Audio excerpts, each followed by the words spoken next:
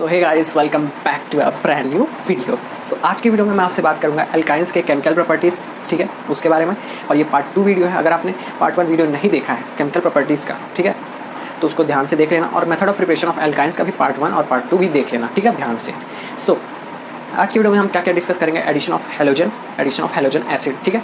Addition of halogen में बहुत सारे रिएक्शंस है, तो मैं आपको उसको इजी करने के बताने की पूरी कोशिश करूंगा, ठीक है। और हेलोजन एसिड को भी ऐसे ही मैं बता दूंगा आपको, ठीक है। सो आपको यहाँ अभी ये वीडियो देखना क्यों पड़ रहा है, पहले ये जान लेते हैं, ठीक है। हमें पता है कि ऑनलाइन एग्जाम हो रहे हैं, ठीक है, उसमें कोई बड़ी बात नहीं है।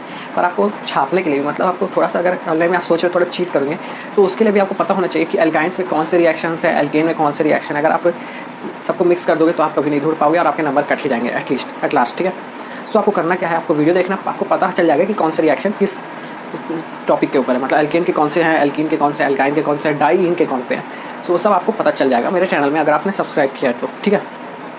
और अगर आप देखते हो तो बहुत ही बड़ी बात है, बढ़िया बात है, क्योंकि आपको ना एकदम कोई टेंशन ही नहीं रहेगा फिर एग्जाम्स को लेकर। आपको बस देख के वीडियो को लिखना पड़ेगा अपने आंसर शीट में, ठीक है।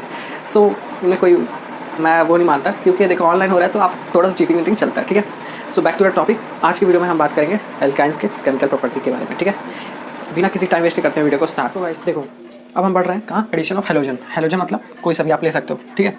Cl होता है, Br होता है, I होता है, कुछ भी होता है, ठीक है। तो देखो एडिशन ऑफ हेलोजन किस में हम एडिशन कर रहे हैं, एल्काइन में। एल्काइन क्या होता है, ट्रिपल बॉन्ड वाला कंपाउंड, ठीक है, या फिर मॉलिक्यूल।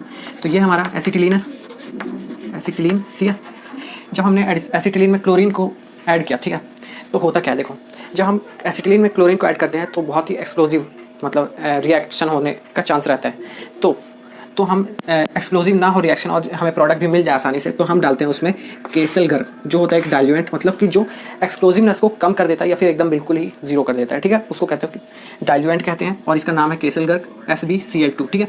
तो होता क्या है, देखो ये बॉन्ड यहाँ शिफ्ट होता है, मान लो एक बॉन्ड यहाँ शिफ्ट होता है, तो यहाँ आ गया माइनस चार्ज, यहाँ आ गया प्लस चार्ज।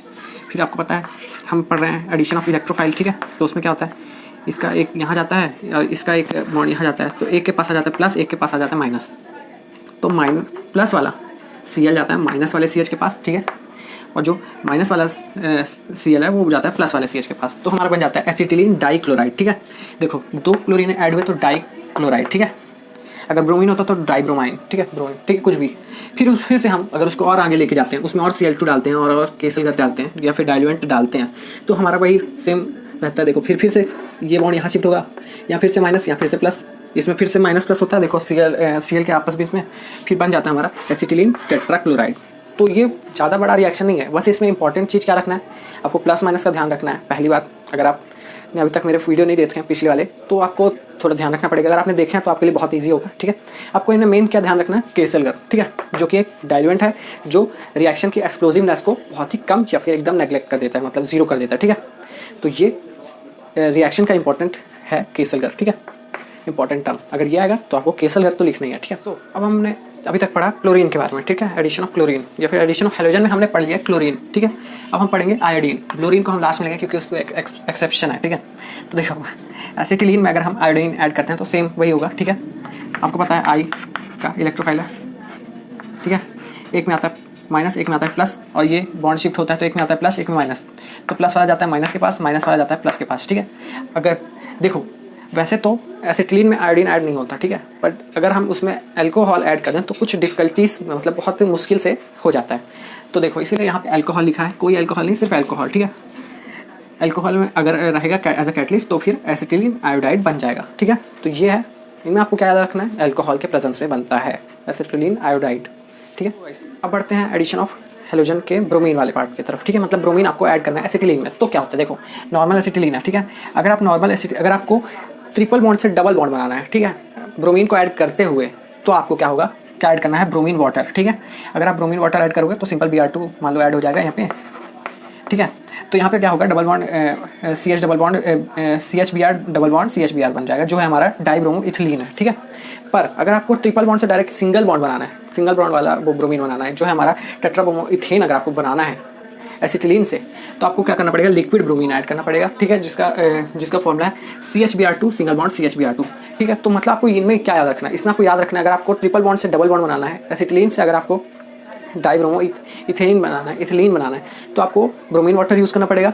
पर अगर आपको एसिटिलीन से टेट्राब्रोमो इथेन बनाना है तो आपको लिक्विड ब्रोमीन यूज़ करना पड़ेगा एज अ कैटलिस्ट, ठीक है। ये बहुत ही इंपॉर्टेंट आपको याद रखने की जरूरत है, ठीक है। तो अब बढ़ गया एडिशन ऑफ हेलोजन एसिड की तरफ, ठीक है। यहाँ पे एसिड मैंने नहीं लिखा, ठीक है। तो देखो एडिशन ऑफ हेलोजन एसिड में क्या होता है, उनमें होता है एक H होता है, एक X होता है, ठीक है। एक हेलोजन होता है और एक वो होता है। तो देखो उनमें क्या करना है आपको, ठीक है।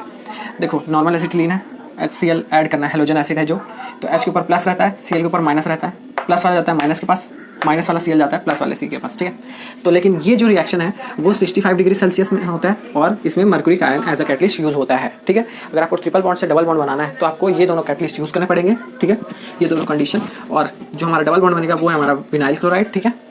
और अगर आपको डबल बॉन्ड विनाइल क्लोराइड से अगर आपको फिर से एडिशन करना है HCl का, तो आपका अगर आपको ये बनाना है इथिलीन क्लोराइड बनाना है तो आपको और अच्छा ये ऐड करना पड़ेगा, इसमें कंडीशन की जरूरत नहीं है। तो देखो फिर से प्लस वाला जाएगा माइनस के पास, माइनस वाला जाएगा प्लस के पास। पर देखो ये तो बात हो गई सिमेट्रिकल कार्बन के ग्रुप की, मतलब कि देखो यहाँ पे दो है तो एक के पास जाएगा प्लस, एक के पास जाएगा माइनस। अगर यहाँ पे अनसिमेट्रिकल आ जाए ट्रिपल बॉन्ड का चेन, ठीक है, तो उसको कैसे डील करना है चलो देखते हैं, ठीक है। तो मैंने क्या बोला था, अगर हम सिमेट्रिकल एल्काइन की जगह अनसिमेट्रिकल एल्काइन लेंगे तो क्या होता है। तो अनसिमेट्रिकल एल्काइन का फॉर्म, ये एग्जांपल है एल्काइन, ठीक है। तो देखो पहला केस देखते हैं, देखो दोनों में सेम ही है और दोनों में सेम ही हमने ऐड किया, तो देखो डिफरेंस क्या हुआ है, ठीक है। अगर हम देखो ये ट्रिपल बॉन्ड का शिफ्टिंग इस साइड वाले कार्बन के पास करेंगे नेगेटिव वाले, तो यहाँ आएगा नेगेटिव, यहाँ आएगा पॉजिटिव, ठीक है। फिर आपको पता है H के ऊपर आता है प्लस, तो प्लस जाएगा माइनस के पास और माइनस जाएगा प्लस के पास, ठीक है। तो आप देखो CH3IC, ठीक है, CH3Ci डबल बॉन्ड CH2, ठीक है। फिर से अगर उसमें HI ऐड करेंगे तो हमें H के ऊपर प्लस रहता है, इसके ऊपर माइनस रहता है, ठीक है। तो यहाँ फिर से आएगा माइनस, यहाँ आएगा फिर से प्लस, तो देखो माइनस वाला आएगा प्लस के पास और प्लस वाला आएगा माइनस के पास, ठीक है। तो बन जाएगा हमारा CH3 single bond Ci2 plus single bond CH3, ठीक है। और देखो यहाँ पे क्या हुआ है, यहाँ पे देखो लास्ट वाले कार्बन के पास गया है, ठीक है, माइनस चार्ज, और यहाँ पे आया है सेकंड नंबर वाले कार्बन के पास आया है। तो यहाँ पे डिफरेंस क्या है, देखो इसमें भी वही होगा। तो इन दोनों में से हमें कौन सा राइट है, एक इनमें से अगर आप लिखोगे, इन दोनों में से अगर आप नीचे वाला लिखोगे तो आपका पूरा रिएक्शन रॉन्ग हो जाएगा। वो आपको बताता हूँ क्यों, ठीक है, ऐसा होता क्यों है। ये देखो ये जो हमारा है, यहाँ पे जो प्लस आया है तो ये हमारा 2 डिग्री कैटायन है, कार्बो कैटायन, 2 डिग्री कार्बन है, यहाँ पे 2 डिग्री कार्बो कैटायन के पास आया है प्लस चार्ज, ठीक है। और यहाँ पे हमारा है 1 डिग्री कार्बो कैटायन। तो अगर आपको पता ना हो अभी तक, तो हमेशा 2 डिग्री कार्बो कैटायन 1 डिग्री कार्बो कैटायन से ज़्यादा स्टेबल होता है। तो हम रिएक्शन क्यों कराते हैं, स्टेबल कंपाउंड बनाने के लिए, ठीक है, या फिर स्टेबल मॉलिक्यूल बनाने के लिए। तो यहाँ पे मैं क्या बोल रहा हूँ कि ऊपर वाला रिएक्शन सही क्यों है, क्योंकि ये होगा ज़्यादा स्टेबल, ये ज़्यादा स्टेबल प्रोडक्ट बनाएगा। क्यों बनाएगा, क्योंकि यहाँ पे अगर हम यहाँ पे रहेगा 2 डिग्री कार्बो कैटायन, ठीक है, 2 डिग्री वाले कार्बन के पास आया प्लस चार्ज, तो 2 डिग्री कार्बन के पास अगर प्लस चार्ज आता है तो वो 2 डिग्री कार्बो कैटायन होता है, जो कि 1 डिग्री कार्बो कैटायन से ज़्यादा स्टेबल होता है। और यहाँ पे देखो, यहाँ पे है एक कार्बन, यहाँ पे है 1 डिग्री कार्बन, ठीक है, जो कि अटैच है। तो यहाँ पे कहने वाली बात ये है कि देखो 1 डिग्री कार्बो कैटायन हमेशा लेस स्टेबल रहता है 2 डिग्री कार्बो कैटायन से, ठीक है। तो बात यही है कि ये देखो, ये जो नीचे वाला रिएक्शन है ये है पूरा गलत रिएक्शन, तो हम देंगे इसको मिटा, और ये है ज़्यादा स्टेबल, ठीक है। तो आपको ये वाला लिखना है अगर अनसिमेट्रिकल एल्काइन आया तो। और ये कौन सा रूल फॉलो करता है, ये रूल फॉलो करता है मार्कोनिकॉफ, ये मार्कोनिकॉफ रूल फॉलो कर रहा है, अगर आपको ऐसे बता दिया, ठीक है। चलो ये था बहुत ही छोटा सा वीडियो एल्काइन के केमिकल प्रॉपर्टीज़ के ऊपर, जिसमें मैंने डिस्कस किया addition of halogen acid and addition of halogen, ठीक है। एडिशन ऑफ हेलोजन एसिड में अनसिमेट्रिकल एल्काइन वाला आप पार्ट अच्छे से देख लेना, बहुत ही इंपॉर्टेंट है वो, ठीक है। वो एक ट्रिकी क्वेश्चन भी हो सकता है आपके लिए, अगर आपका वाई हुआ तो आप इसी में फंस सकते हो, ठीक है। तो उसको देख लेना, रीज़न क्या है, 2 डिग्री ज़्यादा स्टेबल रहता है, ठीक है। सो गाइस, अगर आपको कहीं भी और कुछ डाउट हो तो इंस्टा में डायरेक्ट DM कर देना, या फिर कमेंट सेक्शन में डायरेक्ट कमेंट करके पूछ ही सकते हो, ठीक है। और अगर आपको कहीं भी ये वीडियो हेल्पफुल लगा, कहीं सा भी हल्का सा थोड़ा सा भी, तो इसको लाइक कर देना यार, चैनल को सब्सक्राइब कर देना और बेल आइकन को पे सिलेक्ट कर देना। कोई भी डाउट होगा ना तो कमेंट सेक्शन तो है ही, ठीक है। और इसके बाद पार्ट 3 आ रहा है, तो अगर आप सब्सक्राइब कर दोगे, बेल आइकन को ऑल पे सिलेक्ट कर दोगे, तो आपको मिल जाएगा उसका नोटिफिकेशन सबसे पहले, तो आप सबसे पहले उसका फ़ायदा ले सकते हो वो वीडियो का, ठीक है। ऑनलाइन एग्जाम हो रहा है मैं मानता हूँ, पर इतना भी आपको वो नहीं, एकदम ग्रांटेड नहीं लेना है ऑनलाइन एग्जाम को, ठीक है। तो आपको थोड़ा सा प्रिपेयर रहना चाहिए, तो उसके लिए देख बस लेना, भले आपको याद करना मन हो या ना हो वो आपके ऊपर है, ठीक है। सो गाइस, मिलते हैं नेक्स्ट वीडियो में, बाय बाय।